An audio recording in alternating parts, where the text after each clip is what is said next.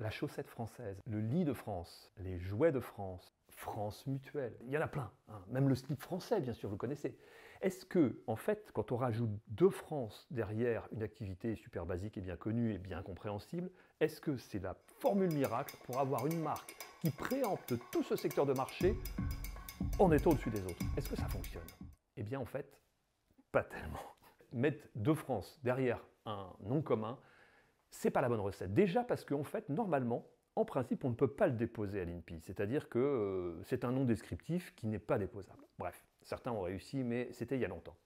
Mais surtout, en fait, on raconte un peu rien. C'est-à-dire qu'en fait, juste mettre deux France derrière un nom ne permet pas de se positionner. Ça ne permet pas de spécifier exactement quelle est nos aspérités, les avantages, les bénéfices, nos particularités, la façon dont on va traiter le client, etc. Enfin, toute l'histoire de la marque. En fait, on a juste fait un coup de baguette magique en mettant de France et on croit que ça va aller plus loin.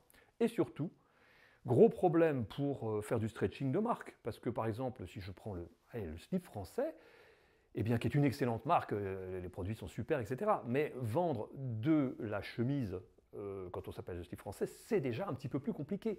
Et vendre à l'étranger, eh bien, c'est pas gagné.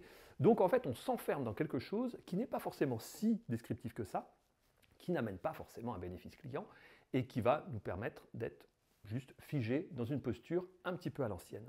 Par conséquent, le de France, ce n'est pas la baguette magique qui permet de faire le bon stretching de marque ou le bon storytelling. Par conséquent, on choisira peut-être une autre formule pour notre naming. Je vous souhaite un excellent naming et à très bientôt.